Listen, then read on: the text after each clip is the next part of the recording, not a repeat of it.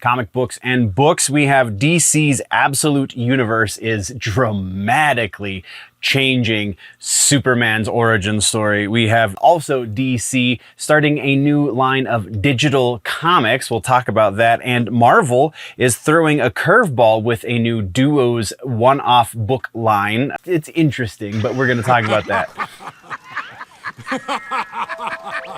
Hello, nerds, and welcome to this week's episode of The News as it pertains to comic books and books. No discussion of current storylines, story arcs, or any of those kind of details is going to happen here per se. I am, after all, a one-man organization and can't read every book that comes out and report on it and any of the news therein. But we can talk about new announcements and major changes as they pertain to any of the publishers that we follow, or just generally nerdy literary information in that sense. So let's get into all of that, shall we? And also, if you dig what's going on here, there is a much more up-to-date and possibly relevant, because it takes a second to get these sections posted up, so probably much more up-to-date version of the news in long form I like to call The Week in Nerddom over on the main channel, which you can find linked in the description as well as at the end of this video. That show covers many more points of interest in the nerd community, in the pop culture community at large, and so definitely go check that out. Now let's get into all of those literary notes, shall we?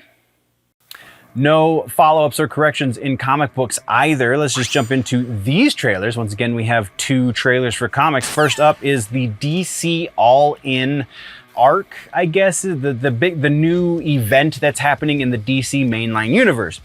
It seems almost like they're doing this because we're already into All-In for DC. Like, that is started. So the fact that they're releasing this trailer now seems to imply that they're trying to deal with some confusion going on, because they also are doing the Absolute Universe rollout right now as well, which, if you don't remember, Absolute Universe is to DC what the Ultimate Universe is to Marvel. So we're going to talk about that a little bit more in just a minute. But a new trailer, if you are confused on which books lie where, I mean, it shouldn't be difficult information to find, but the trailer might help a little bit.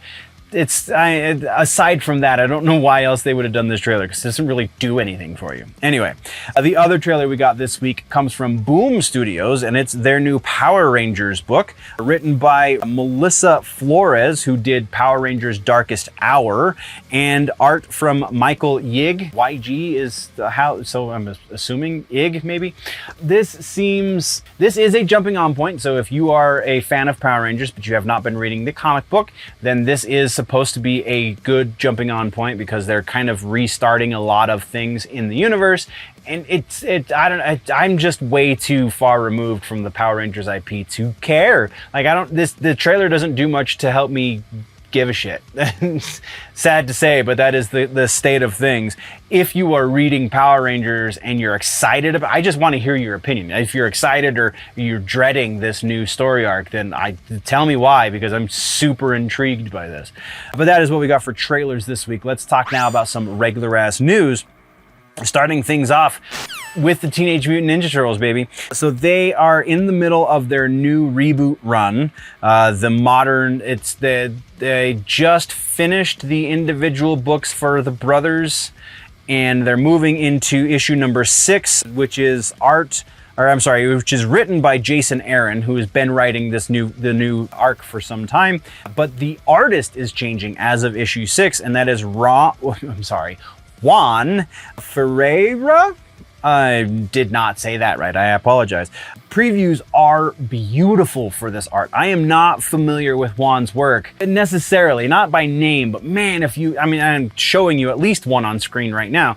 This is some really, really cool art. I'm super stoked about this. Issue number 6 will be on comic shelves January 29th of next year. So we're still a couple months out, so maybe they're not quite done with the individual books for the brothers where they come together. Because I'm pretty sure issue 6 is where they come together. But I could be misremembering that, so go check it out either way. All right, so our next one has to do, we're gonna switch over into the big two. First up is DC. We have a new app called DC Go. It seems to be part of this, a lot of this press stuff that they do in comic books is just not detailed enough, and it's so difficult to find the information. But from what I could make out of this is officially as of the 20th of November, DC Go is going to be an imprint of the DC Universe Infinite app.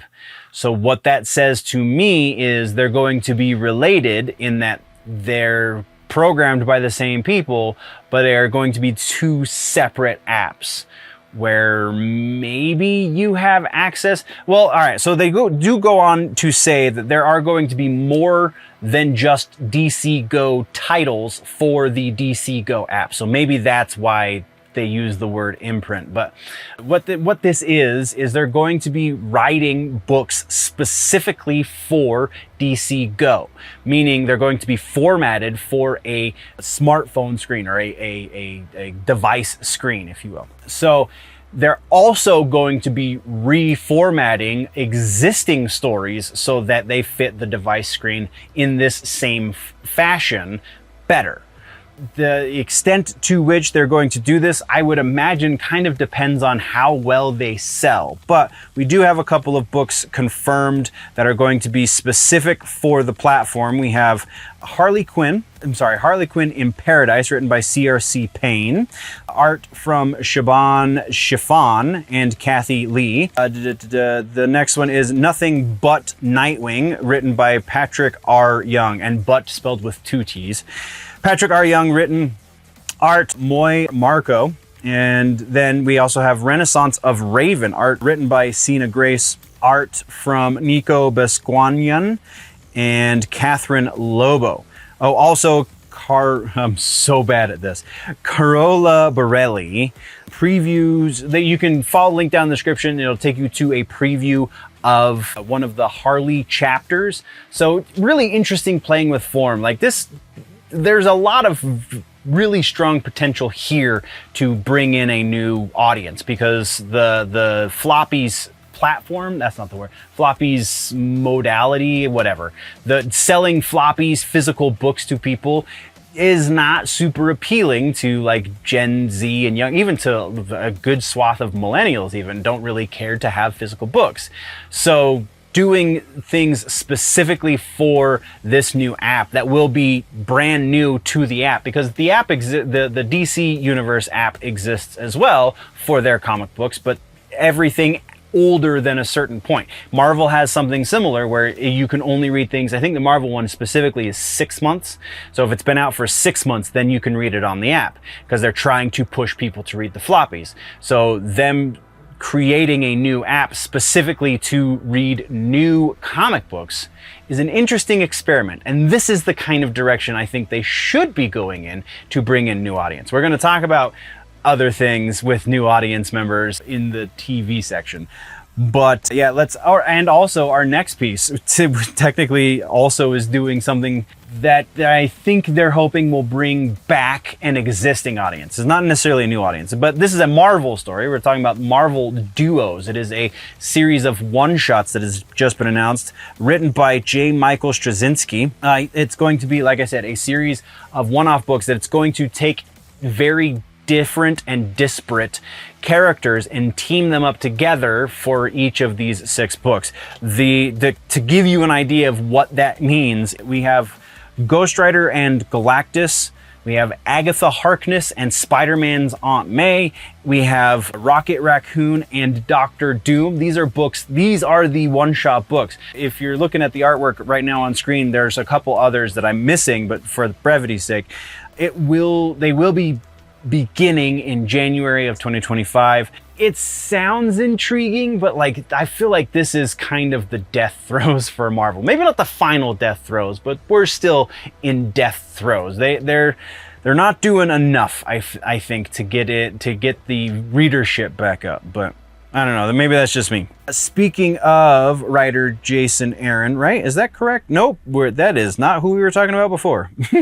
But anyway, speaking of DC, we're gonna go back over there. Now we're talking about the Absolute Universe, and Absolute Superman is about to come out. We got a little bit of a taste of the new Absolute Superman in the Absolute Event book. I believe it was issue number 0, where we kind of get the genesis for this Absolute Universe. And there was a sneak peek at Superman, like I said, and it has led many to believe, and I think I even reported on it here, that the new Superman is going to be coming to Earth from Krypton as a fully grown man, and that seems to not be the case. Writer Jason Aaron was interviewed by comicbook.com to kind of parse out some of those details about what exactly we are to expect with this new Superman. Because again, this is a brand new universe, so technically they can do whatever they want. That's what they did with the Ultimates. That's what they're still doing with the Ultimate Universe over in Marvel. So like, this is DC's answer to that. But we got a little bit of clarification saying that the author, Jason Aaron, wants to get, quote, the heart of Superman right, unquote. What that means very much remains to be seen, because there is not a lot to do there's not a lot to do with the heart of the character that he's keeping the same. He's already said that he's going to change the relationship between the Kents and Clark. He's already said that he's going to change the way that Clark is brought up. He's just a number of things. All of the things that make Superman who he is are being changed. And as for the concern that many have had with Superman coming to Earth as a full-grown adult, Jason Aaron has addressed that as well in a not so direct fashion, because he doesn't come out and say, oh, no, we're not changing that part of his backstory. What he does come out and say is that, where is it? I took this note. I know I did. He is absolutely not fully formed as Superman, is the quote. Again, this is what he says. He is absolutely not fully formed as Superman. Not as a man, not as an adult. He's just not Superman yet, which is kind of like, well, no shit. Because he doesn't know he's coming to, obviously he is going to be coming to Earth not as a baby. So that leaves a whole lot of room for interpretation. He could be coming to Earth as a young child. He could be coming to Earth as a teenager, as a young man, as a fully grown man. All of those things would would still quantify as not being fully formed as Superman, because if he doesn't know the people of the planet he's crash landed on, why would he want to protect them and be the harbinger of truth, justice, and the American way? Like, that doesn't, there's no reason why he would think those things, and those are the things that make Superman Superman. So like, of course he's not fully formed as Superman. That's a stupid it's a stupid comment to make. Oh, he also said, our author, or writer rather, Jason Aaron, said that he doesn't want anything to be too precious with the origins of Superman. So obviously that is more with the way he's leaning, and not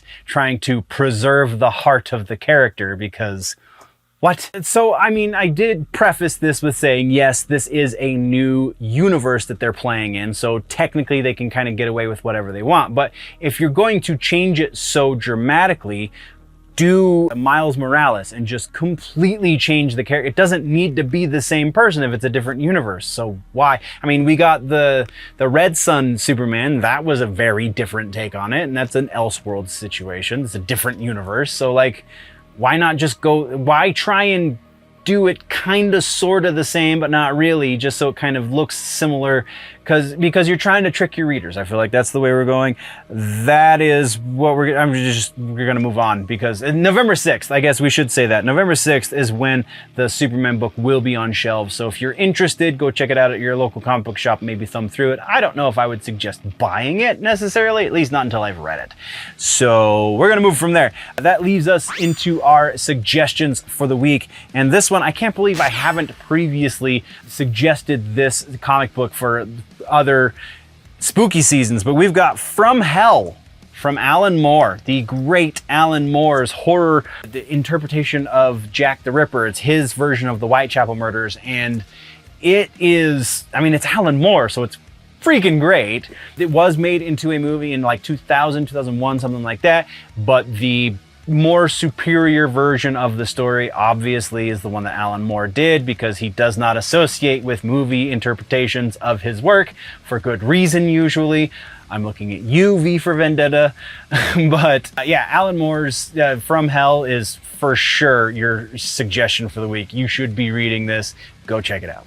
That brings us to the end of the video, nerds. Thank you very much for joining me for the news. Once again, there is a full and probably much more up-to-date and recent episode of the news, the full-length version, if you will, called The Week in Nerddom over on the main channel, linked down in the description, and probably link popping up somewhere around my face right about now. So click on that, go check that out as well, or if you prefer your news in more truncated pieces, then by all means just stick around here and go check out some of the other stuff we offer on this channel.